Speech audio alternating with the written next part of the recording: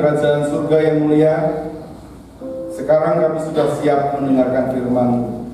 Tetapi kami tetap memohon kiranya Tuhan membimbing kami dengan Roh-Mu yang kudus di dalam hati kami masing-masing, sehingga kami akan dapat mencernakan firman-Mu pada pagi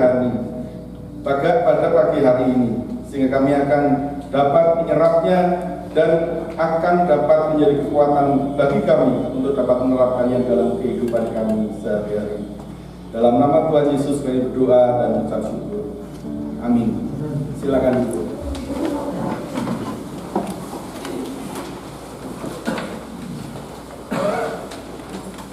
Shalom Bapak Ibu sekalian.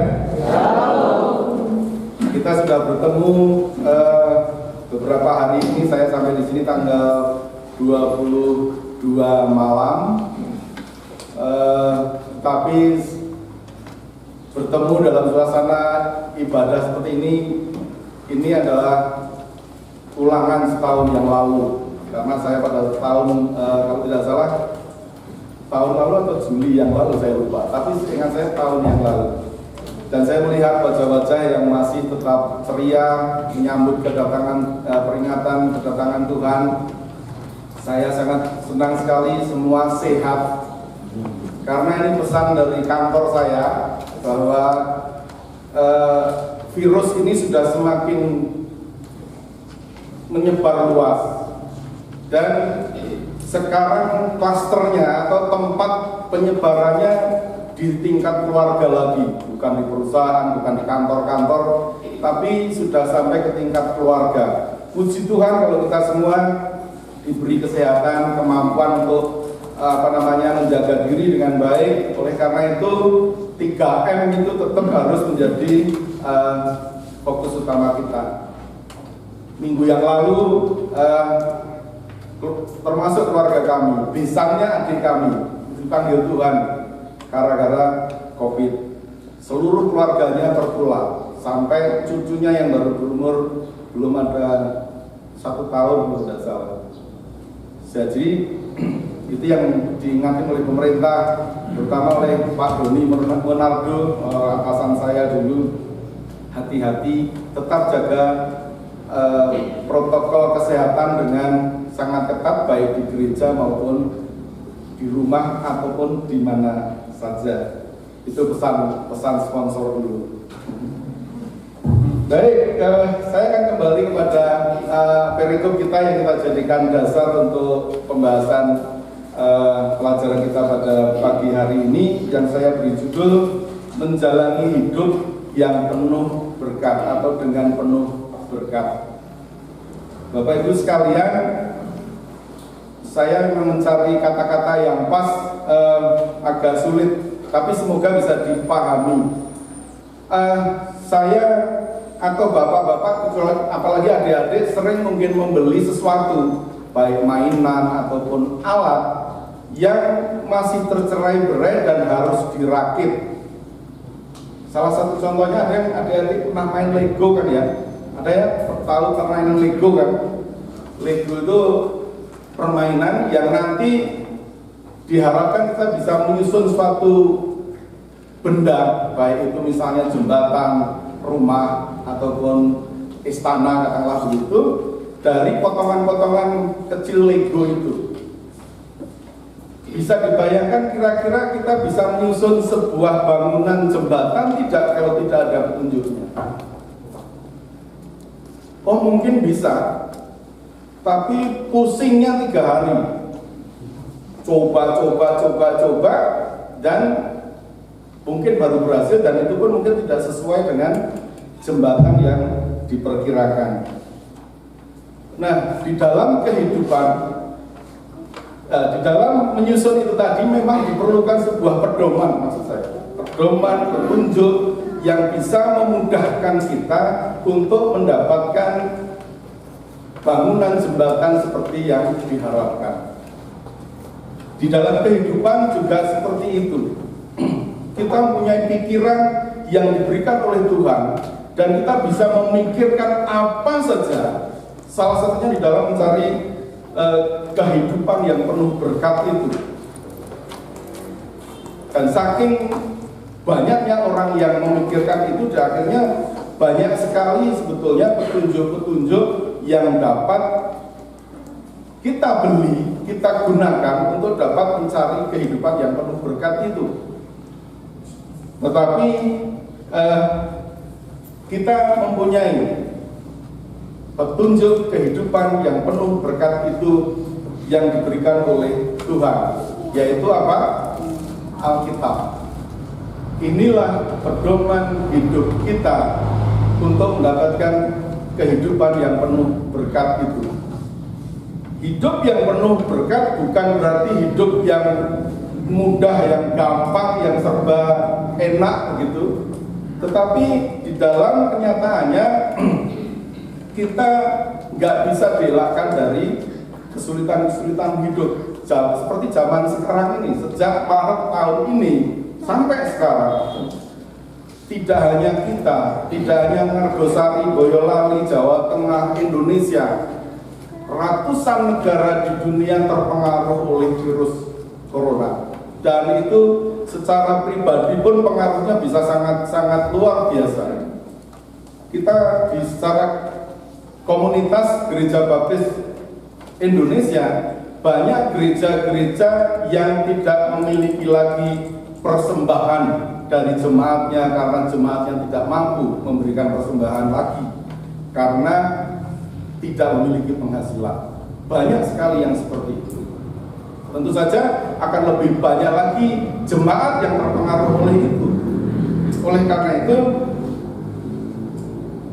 saya sengaja menarik perikop ini atau mengambil perikop ini untuk kita belajar dari Rasul Paulus. Ketika kita menghidupi hidup yang tidak nyaman, hidup yang tidak sepertinya hidup ini sulit sekali, kita akan mendapatkan bimbingan dari Rasul Paulus ini dari perikop tadi. Sebelum saya jelaskan lebih lanjut, perlu Bapak Ibu ketahui judul dari perikop ini adalah kesaksian Paulus dalam penjara. Bapak Ibu sekalian, Paulus ketika itu masih di dalam penjara di Roma. Dia tidak bisa bergerak bebas kemana-mana sesuai maunya dia. Bahkan kalau Bapak membaca ayat 1 sampai 18a tadi, 18a, kita akan bisa melihat bagaimana di luar sana dia difitnah oleh teman-teman satu timnya, teman-teman yang sama-sama mengabarkan Injil Tuhan kepada orang-orang. Dia difitnah, dia dijelek-jelekan, padahal dia tidak bisa membela apa-apa karena dia sedang di penjara. Tapi mari kita lihat apa yang dia ajarkan kepada kita dari ayat 18 sampai 21 Filipi pasal 1 tadi. Meskipun dia di penjara, meskipun dia dalam keadaan yang tidak bebas, tidak nyaman, mungkin menurut pandangan kita, kalau orang di penjara itu hidupnya enak ya, enak enggak ya? Sebagian besar dari kita akan membayangkan tidak enak, tidak penuh berkat.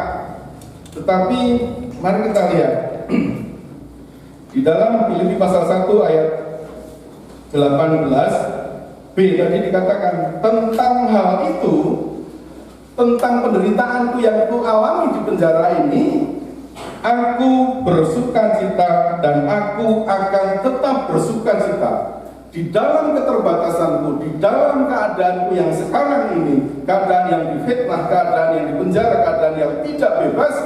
Dia tetap berkata, tentang itu aku bersukacita dan akan tetap bersukacita.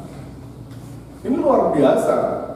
Menurut pandangan kita dia sengsara, tapi dia bisa mengajari kepada kita, aku tetap bersukacita kok, dan aku akan tetap bersukacita. Nah mari, dalam keadaan yang seperti ini, ajaran Paulus di perikop ini kita pelajari bersama-sama. Yang pertama, mari kita lihat di dalam ayat 19.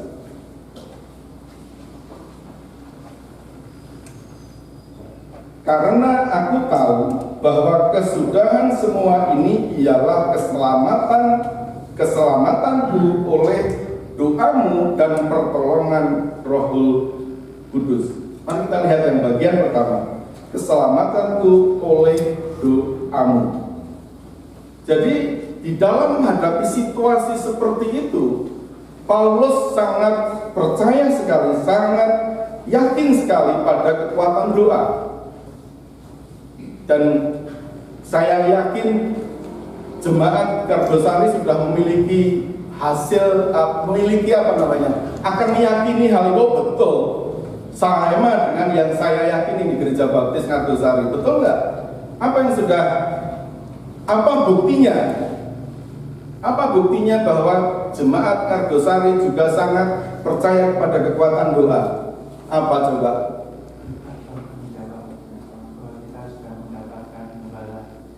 Itu dia. Saya sudah mendengar doa itu sejak 2 tahun yang lalu. Dan tidak hanya di doa resmi, artinya doa resmi itu doa syafaat yang ada di gereja tiap minggu. Tetapi ini diajarkan kepada seluruh jemaat untuk mendoakan ini setiap saat ada kesempatan.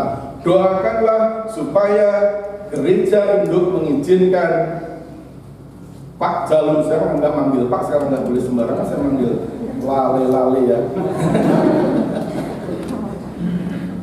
Menetapkan Pak Jalur menjadi gembala sidang, dan itu terjadi kapan? 25 Desember kemarin.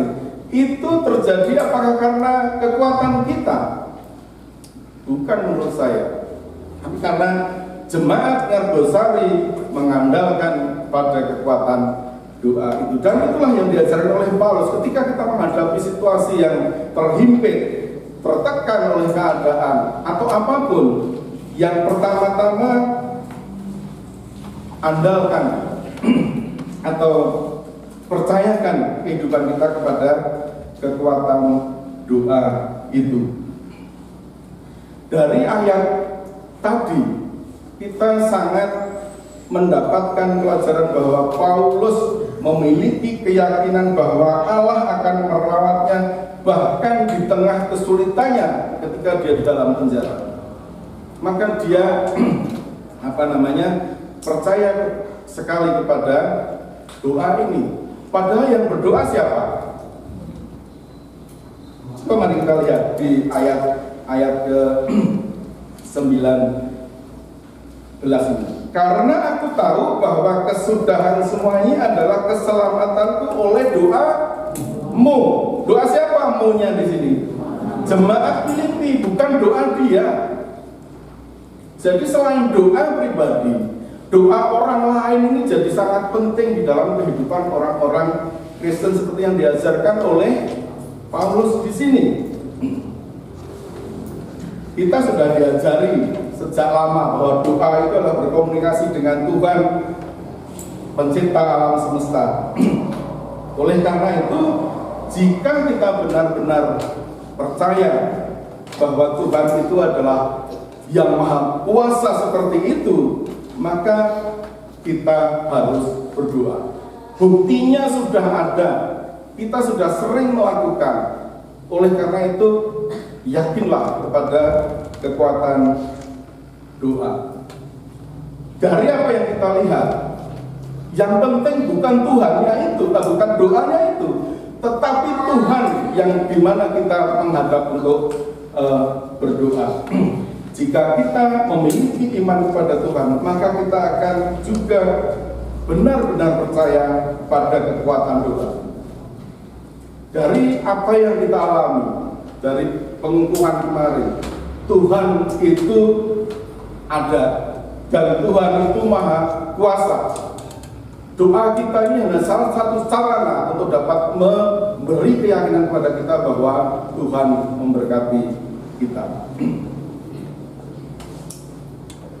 Doa terasa berhasil karena sudah ada pengukuhan, dan itu hanya salah satu contoh. Di dalam kehidupan pribadi Bapak Ibu sekalian pasti juga banyak sekali contoh di mana Tuhan memelihara kehidupan Bapak Ibu sekalian. Alasan kenapa doa itu berhasil adalah karena Tuhan bekerja. Tuhan bekerja atas nama kita dan atas nama Anda, Bapak Ibu sekalian, maka Mbak Putri, adik-adik, dan saya setiap saat, setiap hari. Dalam Yakobus pasal 5 ayat 16b dikatakan, doa orang yang benar bila dengan yakin didoakan sangat besar kuasanya. Doa orang benar sangat kuat dan sangat efektif. Besar kuasanya karena Tuhan itu sangat kuat. Besar kuasanya karena Tuhan tahu apa yang Dia lakukan. Dan Dia mencintai, mengasihi kita, dan Dia ingin memberkati kita. Jadi jangan pernah berhenti berdoa. Dari apa yang kita pelajari dari ayat 19 ini, sekali lagi ada dua, katakanlah bukan dua, ada doa yang perlu kita jadikan andalan. Pertama, doa pribadi. Yang pertama adalah doa teman-teman, apa istilahnya? Ada satu yang hilang di dalam pikiran saya. Jadi doa pribadi atau doa orang-orang percaya lainnya, itu yang saya maksud. Nah, orang-orang percaya lainnya yang dalam lingkup paling kecil adalah di dalam jemaat ini. Jadi kita tidak pernah tidak meminta tolong doakan saya, jangan malu mengatakan hal itu, karena itu juga merupakan kekuatan di dalam kita menghadapi masalah. Ketika kita menghadapi masalah, jangan malah diumpetin, terus mojok sendiri, diem, terus lama-lama malah nggak ke gereja. Kalau perlu percayakanlah itu kepada, ya kalau tidak kepada jemaat, kepada sahabat yang paling dekat. Ya kalau pada sahabat tidak punya, jangan ragu-ragu mengungkapkan itu kepada gembala sidang atau pendeta. Karena saya yakin dengan mengungkapkan hal itu, kemudian pendeta atau sahabat ini pasti akan berdoa untuk kita. Doa orang ini juga mempunyai kekuatan yang tidak kalah kuatnya dibanding doa kita pribadi. Bahkan kadang-kadang ketika kita menghadapi masalah, kita tidak berdoa malah menyalahkan Tuhan. Betul nggak? Ada beberapa orang yang mengalami hal demikian. Tuhan, saya sudah rajin melayani Tuhan. Saya sudah rajin tiap minggu ke gereja. Kenapa saya masih sakit? Kenapa saya masih sulit hidup, mengalami kesulitan di dalam kehidupan saya? Bahkan terus akhirnya malas berdoa, dan akhirnya juga kadang-kadang nggak minta pertolongan orang lain untuk berdoa. Bagaimana mau merasakan hidup penuh berkat kalau kita tidak pernah berdoa, tidak percaya akan kekuatan doa? Oleh karena itu, Bapak-bapak sekalian, di dalam kehidupan kita jangan pernah melupakan apa yang diajarkan oleh Paulus. Meskipun aku di dalam penjara, aku tetap penuh sukacita karena aku percaya kepada kekuatan doa. Itu juga harus kita jadikan pegangan di dalam hidup kita. Ketika kita tertimpa satu tekanan hidup yang luar biasa, jangan ragu-ragu untuk mempercayakan hidup kita kepada Tuhan dan percaya kepada kekuatan doa kita dan doa teman-teman orang percaya di sekitar kita. Itu yang pertama. Yang kedua, yang diajarkan oleh Paulus ketika kenapa dia tetap bisa bersukacita ketika menghadapi kehidupan yang kalau menurut ukuran kita penderita karena di dalam penjara. Mari kita lihat tetap di ayat 19 tadi.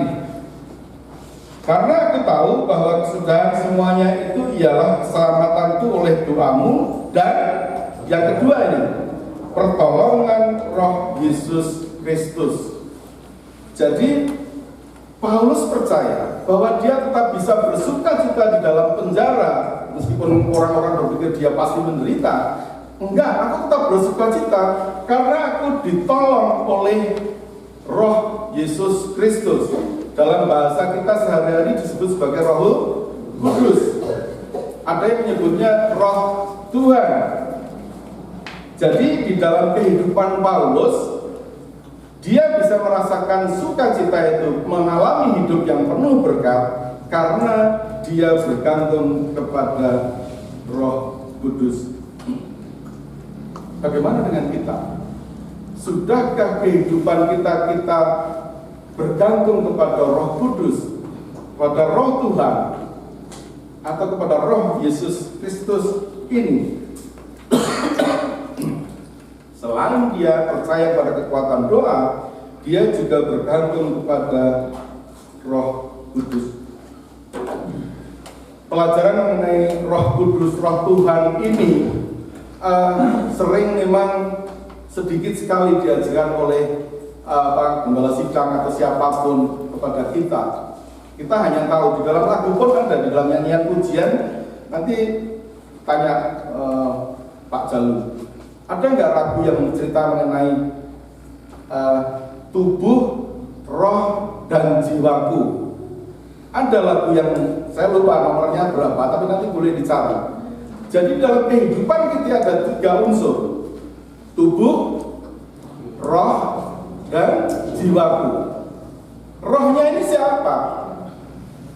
Roh ini adalah roh yang dihembuskan Tuhan ketika dia menciptakan setiap manusia. Roh Tuhan itu selalu sudah ada di dalam diri kita. Tetapi seringkali orang tidak menyadari itu, dan sering kita dikuasai oleh keadaan takut, malu, cemas, ragu-ragu, karena memang kita diberi pikiran yang terbatas oleh Tuhan. Tetapi yang perlu kita ketahui adalah ada Roh Kudus di dalam diri kita, ada Roh Tuhan yang ada di dalam diri kita. Yang kalau boleh dikatakan, kalau saya dulu ikut semacam KKR-nya LPMI itu ada hati, gambarnya salib. Salib ini ada yang di pojok kecil aja gambar hati itu. Itu Roh Tuhan berarti hanya di pojok kecil itu. Yang di sini yang besar sekali dikuasai oleh jiwa. Jiwa itu perasaan tadi, perasaan takut, perasaan malu, perasaan ogah-ogahan, perasaan segala macam perasaan itu yang diwakili oleh jiwa. Yang sekarang kita perlu belajar adalah seperti yang dialami oleh Paulus, bergantung kepada Roh Tuhan. Mari kita kembangkan Roh Tuhan yang digambar hati, hanya di pojok kecil, salib kecil ini ditandakan seperti itu. Mari itu kita besarkan sehingga salibnya menjadi besar sekali di dalam gambar hati. Itu tandanya kita berhasil mengembangkan, atau katakanlah betul mengembangkan Roh Tuhan itu menjadi bagian yang terbesar di dalam kehidupan hati kita, sehingga kita tidak akan lagi merasa khawatir dengan penderitaan yang kita alami seperti yang dialami oleh Paulus tadi. Bapak Ibu sekalian, di dalam Kisah Para Rasul 1 ayat 8 ini dikatakan seperti ini. Apa seperti yang sudah saya ungkapkan di depan tadi. Tetapi kamu akan menerima kuasa kalau Roh Kudus turun ke atasmu, dan kamu akan menjadi saksiku di Yerusalem dan seluruh Yudea dan Samaria dan sampai ke ujung bumi. Yesus berkata kepada murid-muridnya pada saat itu yang bukan siapa-siapa, ketika aku pergi akan datang ke atasmu adalah Roh Kudus. Selain seperti yang saya ungkapkan tadi, Roh Tuhan sudah ada di dalam hati kita karena dihembuskan Tuhan pada saat kita lahir dulu. Sekarang berdasarkan Kisah Para Rasul 1 ayat 8 ini, kita bisa menangkap bahwa orang yang bukan siapa-siapa seperti murid-murid Tuhan Yesus pada saat itu diberi kuasa oleh Roh Kudus sehingga dia akan mampu mengabarkan Injil ke seluruh dunia. Orang yang dari desa Yudea dibilang mau jadi pengabar Injil ke seluruh dunia. Kira-kira terpikir nggak ya oleh murid-muridnya bahwa dia akan menjadi pengabar Injil seluruh dunia? Mungkin tidak, karena dia dibatasi, lah aku kan cuma orang Yudea, aku kan orang kecil, mana mampu saya melakukan hal itu. Tapi Yesus berkata, Roh Tuhan akan apa istilahnya tadi? Akan menerima kuasa kalau Roh Kudus turun ke atasmu. Kalau Roh Kudus menguasai hatimu, kamu akan bisa menghilangkan atau mengatasi semua hambatan yang kamu pikirkan.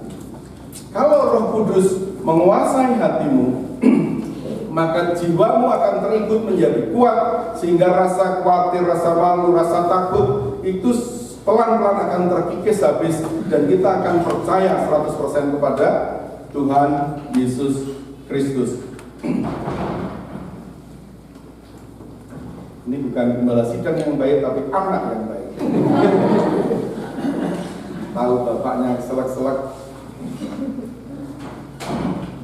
Terima kasih. Jadi sekali lagi, kita juga diberi Roh Tuhan oleh Tuhan, sama dengan murid-muridnya ketika Tuhan Yesus mau naik ke surga.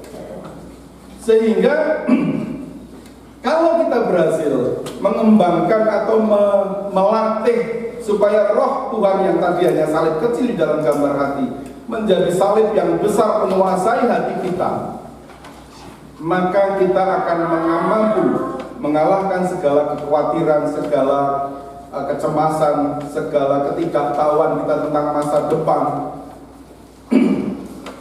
Berhasil menghilangkan itu, dan kita akan sanggup mengatasi semua kekhawatiran kita atau kecemasan kita yang kita hadapi sekarang.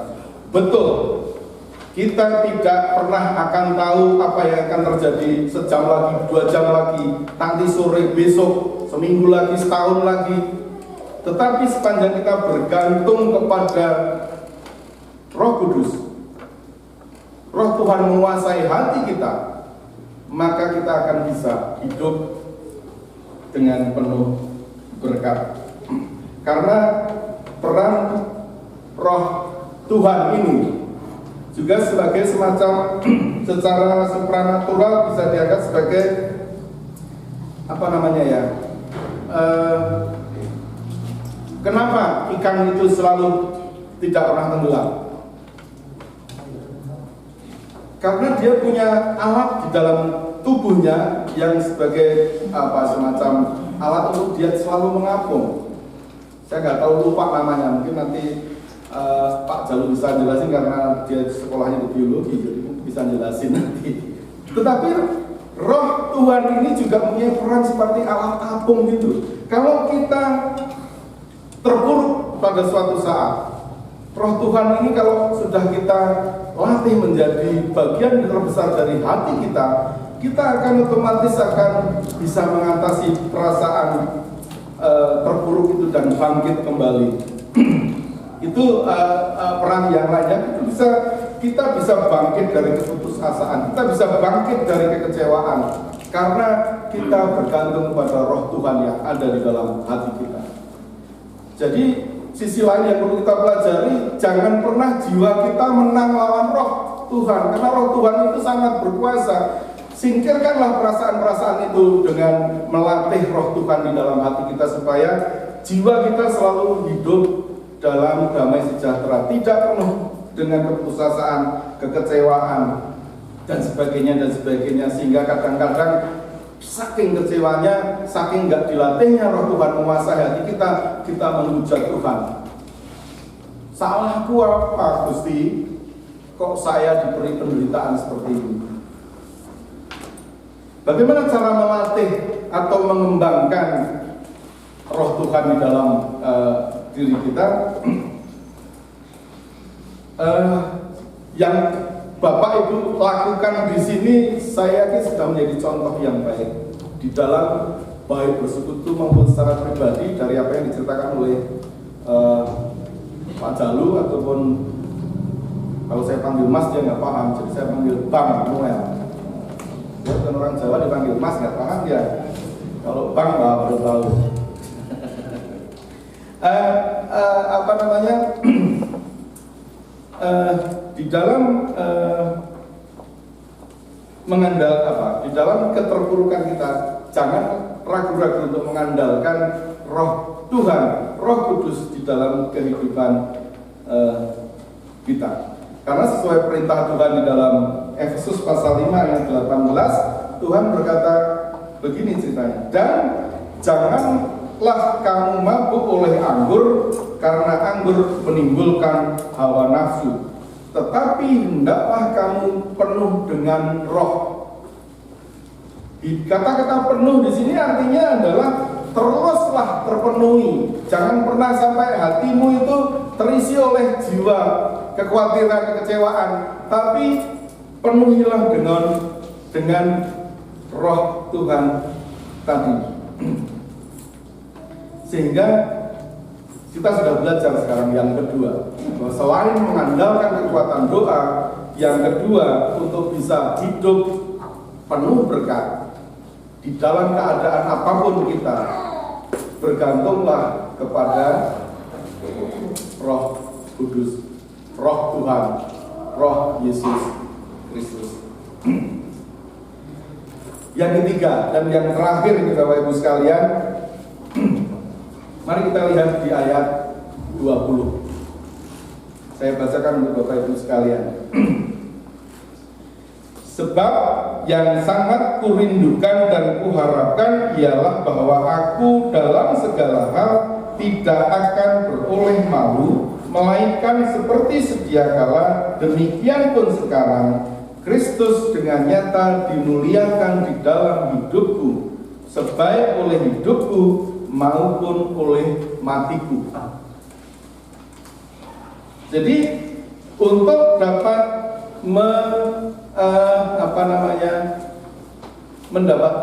mengawali hidup yang penuh berkat, Paulus berkata demikian tadi, bahwa sebab yang sangat kurindukan dan kuharapkan ialah bahwa aku dalam segala hal tidak akan beroleh malu, melainkan seperti sedia kala, demikian pun sekarang Kristus dengan nyata dimuliakan di dalam tubuhku, baik oleh hidupku maupun oleh matiku. Aku nggak peduli dengan keadaan yang kuhadapi sekarang, sebab yang sangat kurindukan, ungkapan saya sangat berharap, sangat kuharapkan, sangat kurindukan adalah ungkapan yang menunjukkan hati yang bersemangat bahwa apapun yang terjadi aku nggak peduli, yang penting Yesus diutamakan. Yang utama di dalam hidupku adalah Yesus. Nggak peduli aku nggak peduli aku hidup ataupun mati. Jadi yang ketiga adalah selain tadi percaya kekuatan doa, yang kedua bergantung kepada Roh Kudus, yang ketiga utamakanlah Tuhan di dalam kehidupan kita, seperti Paulus mengutamakan Tuhan Yesus di dalam kehidupannya. Apa maksudnya mengutamakan Tuhan Yesus di dalam kehidupan kita?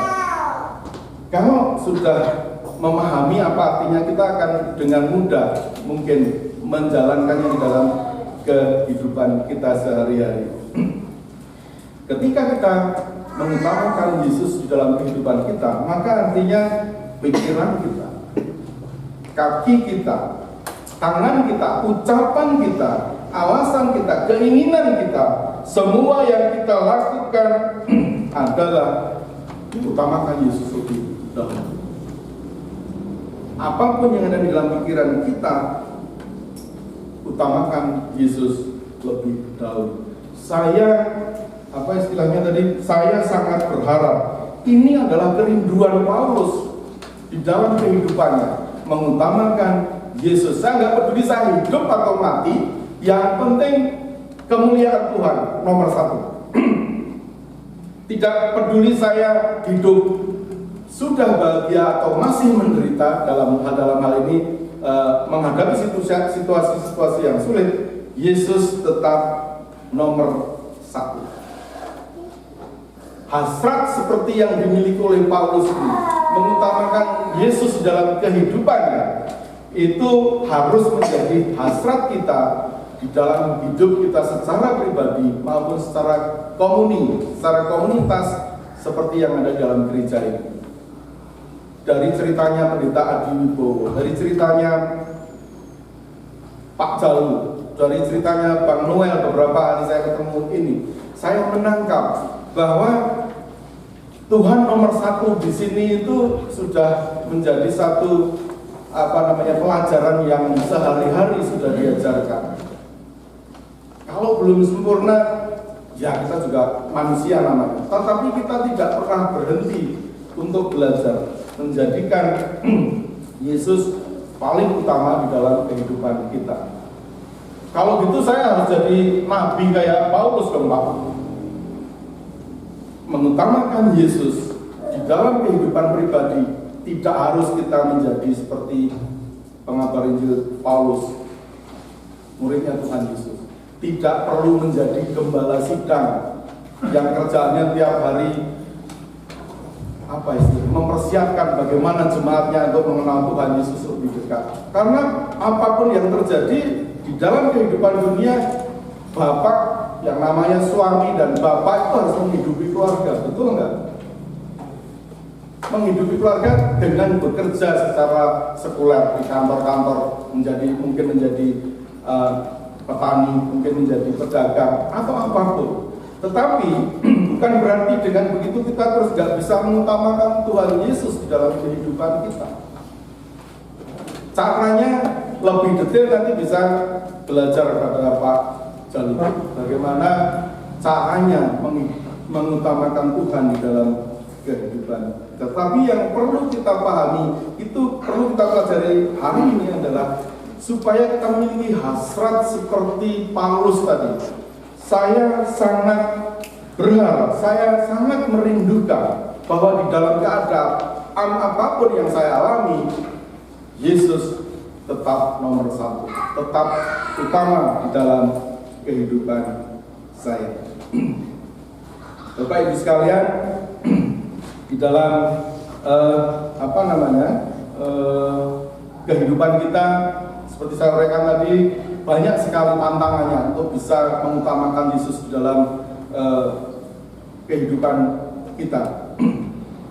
Tetapi kalau nanti Bapak Ibu bisa membuka kitab dalam 1 Kolose pasal 1 ayat 18b sampai 20, kita bisa menangkap bahwa hidup sepenuhnya mengutamakan Tuhan itu adalah ajaran yang difirmankan Tuhan sendiri di dalam Kolose itu. Atau kalau boleh saya bacakan sekarang. Sehingga ia yang lebih utama di dalam segala sesuatu, karena seluruh kepenuhan Allah berkenan di dalam Dia Yesus, dan oleh Dialah ia memperdamaikan segala sesuatu dengan dirinya. Jadi di dalam perjalanan kehidupan kita, kita melihat bagaimana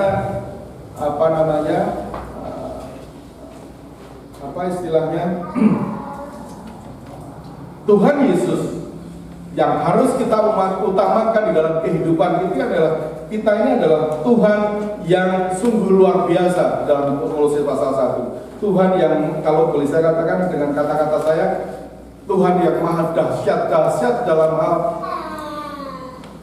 bagi kita semua. Sebetulnya kita tidak ada apa-apanya, saking dahsyatnya Dia. Sedangkan kita yang bukan apa-apanya sekarang memiliki hubungan yang begitu dekat dengan Allah yang dahsyat itu.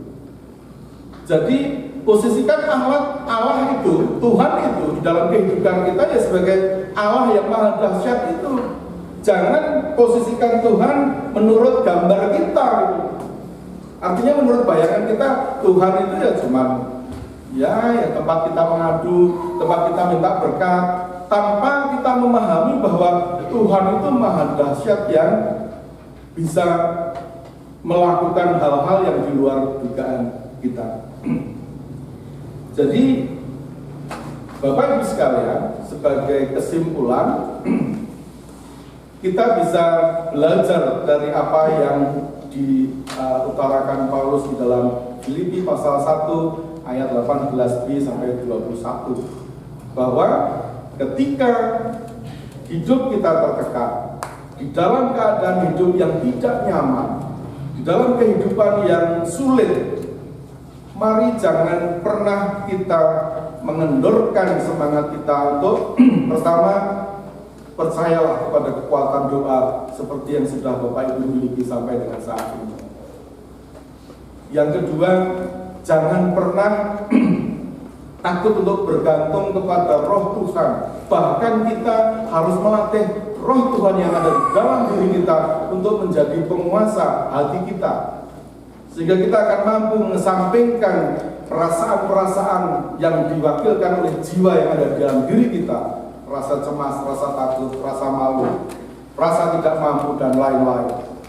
Kalau roh Tuhan menguasai hati kita, kita akan mampu untuk menerima hidup, menjalani hidup ini dengan penuh berkat. Dan yang ketiga, jangan pernah lupa untuk mengutamakan Yesus, mengutamakan Tuhan di dalam kehidupan kita, apapun yang terjadi dalam kehidupan kita. Amin. Mari kita akan merespon firman Tuhan yang sangat indah. Mari kita bangkit berdiri bersama-sama, kita menyanyikan sebuah pujian percaya patuh. Percayalah patuh pada Allah agar hidup bahagia, agar hidup penuh berkat, agar hidup penuh sukacita. Percaya, patuhlah.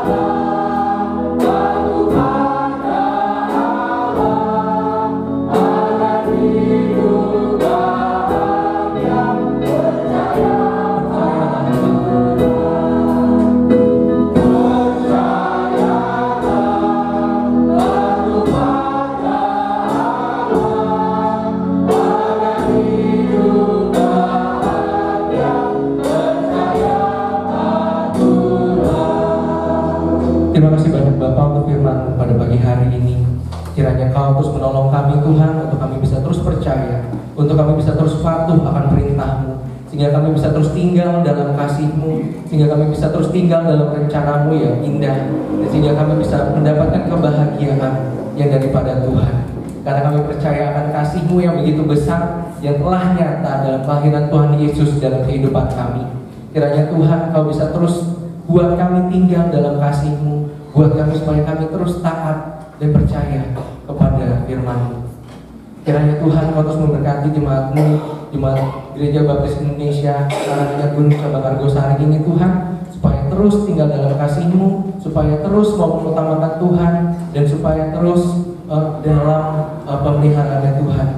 Terima kasih banyak Bapak untuk persekutuan yang indah ini. Kiranya Kau juga terus memberkati untuk Pak Rudi dan Ibu yang telah hadir dan telah melayani di tempat ini. Kiranya Kau terus memberkati dalam kehidupannya, Kau yang terus tuntun dalam langkah ke depannya dalam segenap kehidupannya. Kami berdoa buat setiap pekerjaan anak-anak-Mu, dalam pendidikan anak-anak-Mu, ladang ternak anak-anak-Mu di gereja ini. Kiranya Kau terus berkati Tuhan, sehingga bisa menghasilkan hasil yang baik dan bisa membawa kemuliaan bagi nama Tuhan. Dan pada saat ini Tuhan, kami akan mengakhiri kebaktian ini dan akan masuk ke dalam sekolah minggu. Kiranya Kau terus tuntun kami, sehingga kami bisa terus belajar mengaplikasikan dari firman yang telah kami dengar pada pagi hari ini. Pimpin kami terus Tuhan, dan kiranya wajah-Mu terus menyinari kehidupan kami. Kiranya kasih-Mu terus melimpah dalam kehidupan kami, dan kiranya berkat daripada Tuhan melimpah dalam kehidupan kami hari ini, esok, dan selamanya. Terima kasih banyak Bapa. Dalam nama Tuhan Yesus kami berdoa.